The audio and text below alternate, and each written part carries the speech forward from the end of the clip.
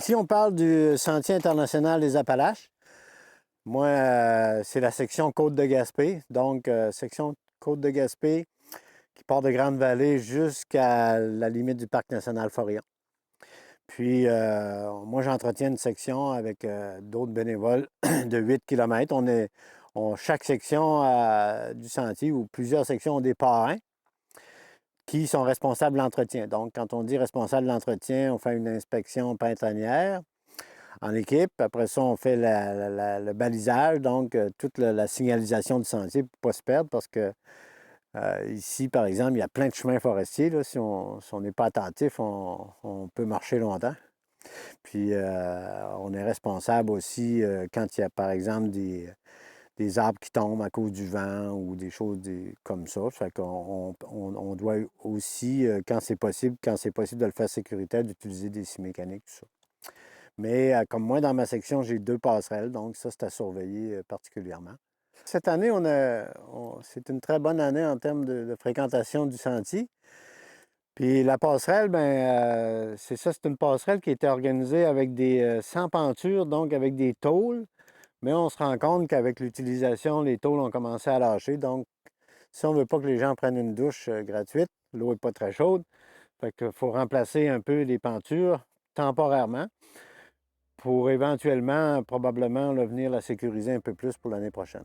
Fait que, parce qu'il y a encore des utilisateurs de sentiers. J'ai rencontré des marcheurs encore en fin de semaine qui marchaient. Donc, je vais mettre 3 pentures dans les sections qui a juste des tôles pour être en mesure au moins de finir la saison.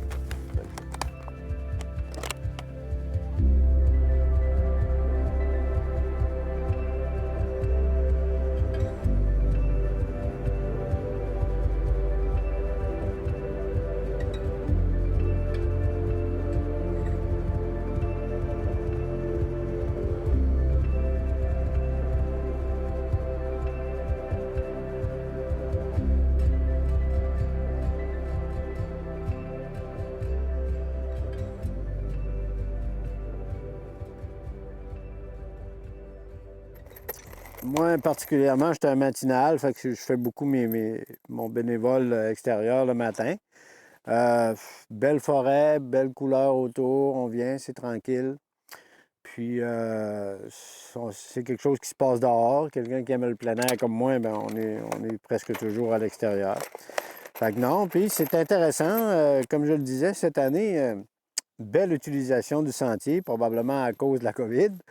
Mais beaucoup de marcheurs, puis les gens sont contents. Donc, quand il y a beaucoup de marcheurs, la surface de marche est beaucoup plus facile et beaucoup plus belle. Tu sais, pas juste les orignaux qui l'utilisent, tu as des marcheurs, ça fait que c'est beaucoup plus facile de se retrouver. Puis nous autres, ça nous motive. Les gens laissent des commentaires dans les chalets. À peu près à tous les 15 km, il y a une possibilité de dormir, soit un camping ou un chalet avec lit.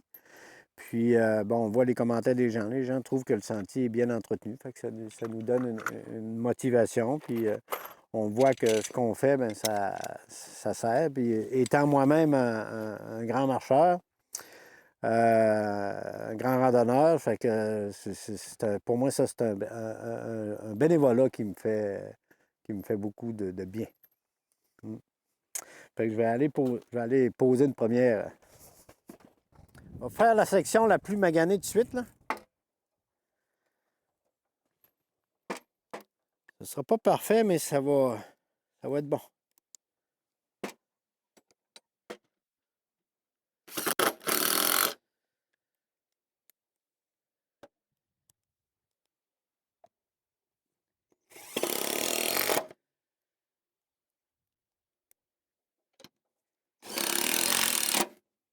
Fait qu'on va en mettre une ici, probablement 2 ici. Parce que ça va lâcher d'un moment à l'autre.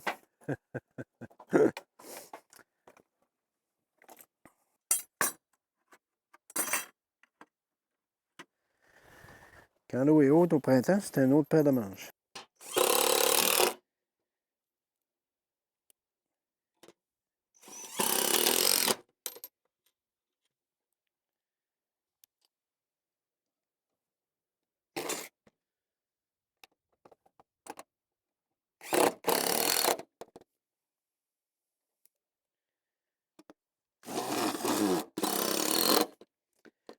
Vive les outils à batterie.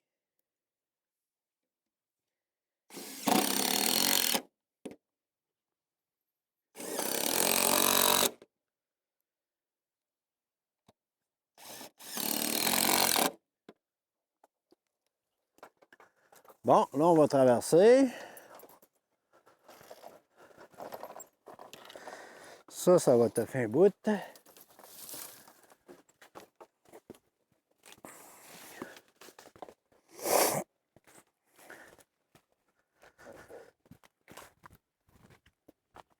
Fait qu'on voit un peu un exemple de signalisation. Le sentier, on voit que la surface est tout de même pas mal utilisée, là. Fait que ça, c'est une section un peu plus difficile ici pour 1 kilomètre à entretenir. Section un peu, une ancienne assise de route forestière, donc les zones et tous les arbustes qui inimaginables poussent. Donc celle-là, il faut venir un peu plus qu'une fois par été. Fait que je pense que notre passerelle va être bien correcte comme ça. Et ce qu'on fait, bien, on prend quelques photos et on fait rapport à notre comité local. Donc, passerelle réparée.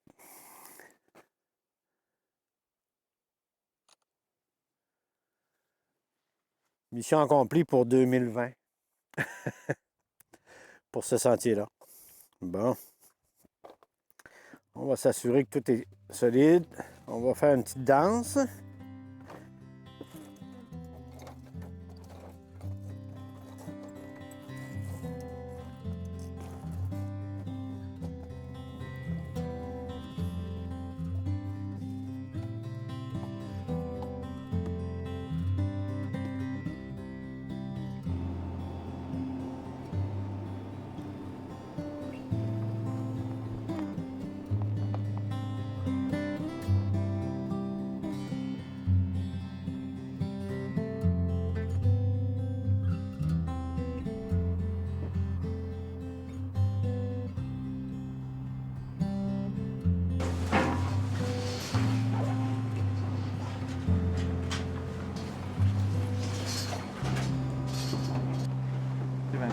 Aujourd'hui, c'est une corvée automnale. Donc là, on nettoie l'extérieur, on se prépare pour l'hiver. On se prépare surtout au cas où il y aurait tempête, avec une mer qui pourrait venir pratiquement sur notre terrain. Fait que là, on remonte, on place tout en haut, puis après ça, ben, le centre est prêt pour l'hiver. Ben, autour du centre culturel, je dirais qu'il gravite peut-être une vingtaine, 20-25 bénévoles, selon le besoin que tu as. Souvent, comme ce matin, c'est des gens de l'extérieur, on a des gens du village qui viennent nous aider, des nouveaux arrivants, tout le monde s'implique dans le village. Donc ça, c'est intéressant. Ça fait vraiment des belles activités, puis les gens se sentent impliqués dans un projet comme ça, qui, il faut le rappeler, est ouvert à l'année. Ça va lui donner une chance. Bon, on va dire à Pascal. Et là, dis donc, ça a un sac de vidange. Il y a une toile. Ça a un sac de vidange. S'intégrer dans une communauté, c'est de s'impliquer. C'est aussi simple que ça. C'est de connaître du monde, puis de pouvoir, c'est ça, avoir des amis, beaucoup. Moi, en tout cas, je vois ça de même. Puis moi, j'ai quelque chose quand même de bien précieux, c'est du temps. Je suis à la retraite, fait que je peux donner du temps, puis je sais que dans la vie, c'est précieux le temps. Fait que ça rend les autres heureux, ça nous rend heureux. Puis moi, je disais tout le temps, j'ai juste un talent, j'ai du talent pour le bonheur, fait que faut que je m'occupe de ça. De plastique, au printemps. On va le remplir avant. Tu vas remplacer la toile, puis ça va être tout. Puis payer pour du pas cher, du cheap, ça coûte cher. Non. Quand tu veux une terrasse, là, ici, sur le bord de la mer, il faut pas que ça part. Ça a été construit en 1942. Ça a été construit pour être un entrepôt frigorifique pour les prises et pour la bouette aussi, là, les appâts à poissons. Ça a toujours aussi été un entrepôt frigorifique qui servait aux familles dès le début pour entreposer la viande quand ils faisaient abattre une bête pour l'hiver, etc. Puis tranquillement, c'est devenu que les familles. Puis là, vraiment, il y avait de moins en moins de demandes. Ça commençait à être laissé un peu à l'abandon, de moins en moins d'entretien qui se faisait. En 99, la bâtisse a été mise en vente par la ville pour démolition. Puis là, c'est là que certaines personnes du village, dont Vincent Malouin, se sont dit que ça n'avait pas de bon sens, que c'était un bâtiment patrimonial important pour le village. Ils ont décidé de rentrer ici le 6 septembre 1999 pour venir voir l'état des lieux. La carcasse, là, si tu veux, était vraiment intacte, mais le reste, l'eau coulait du toit, puis il fallait voir loin en maudit là, pour se lancer dans un projet comme ça. Mais ils ont décidé de le faire, au départ seulement pour sauver le bâtiment. Puis, phase par phase, ils sont arrivés à ouvrir un café vers 2005, si je ne me trompe pas. Au deuxième étage, maintenant, on a une salle d'exposition dans laquelle on expose en général 3 artistes par année là, de façon trimestrielle. Puis, on a également notre salle de spectacle là, qui peut accueillir jusqu'à 100 personnes, dans laquelle on essaie de faire là, une vingtaine de spectacles par année en temps normal.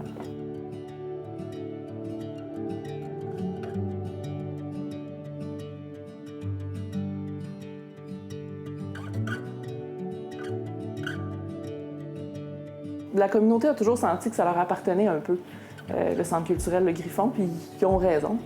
Sans eux, ce ne serait pas là, donc on les implique, ils viennent de bon cœur, puis c'est vraiment, là, c'est un peu comme une famille, en fait.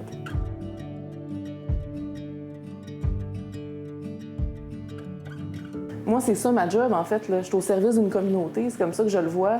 Donc, la communauté me le rend, puis je veux leur rendre de cette façon-là.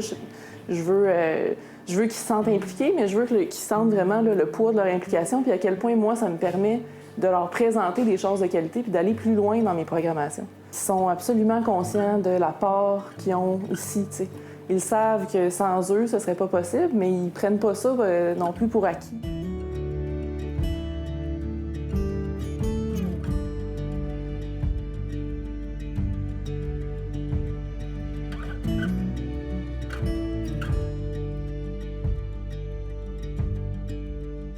Tout le bénévolat que je fais, ça me prend une notion de plaisir, puis d'utilité aussi pour la communauté. Ça, c'est normal.